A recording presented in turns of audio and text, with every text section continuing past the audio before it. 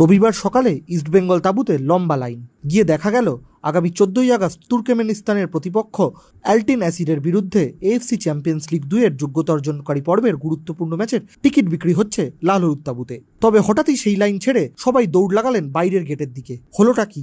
আসলে রবিবার সকালের অনুশীলন সেরে তখন একে একে মাঠ ছাড়ছেন ক্লেটন সিলভা, জিকসন সিংরা। তাদের ঘিরে ধরে লালহলুদ সমর্থকদের একটাই আবদার, 18 তারিখ ডুরান্ড কাপ ডার্বিতে যেভাবেই হোক হারাতে হবে চিরপ্রতিদ্বন্দ্বী মোহনবাগান সুপার জায়েন্টকে। অন্যদিকে এদিন অনুশীলনে যোগ দিয়েছিলেন দলের তারকা ফরওয়ার্ড দিমিত্রিয়স দিমান্তাকস এবং জিকসন সিং। তবে তাদের আদৌ এএফসি কাপের এই গুরুত্বপূর্ণ ম্যাচে পাওয়া যাবে কিনা সেই বিষয়ে যথেষ্ট ধোঁয়াশা রয়েছে। ক্লাব সূত্র মারফত জানা যাচ্ছে এদিন দুজনে অনুশীলনে এলেও জিকসন শুধুমাত্র রিহ্যাব করেছেন।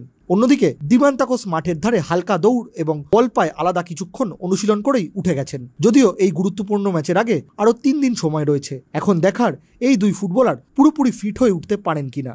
অন্যদিকে সূত্র মারফত জানা যাচ্ছে সোমবার ভিসা হাতে পাওয়ার সম্ভাবনা রয়েছে হেক্টর ইউস্টের। তবে বুধবার মধ্যরাতের আগে তার কলকাতায় আসার সম্ভাবনা প্রায় নেই বললেই চলে।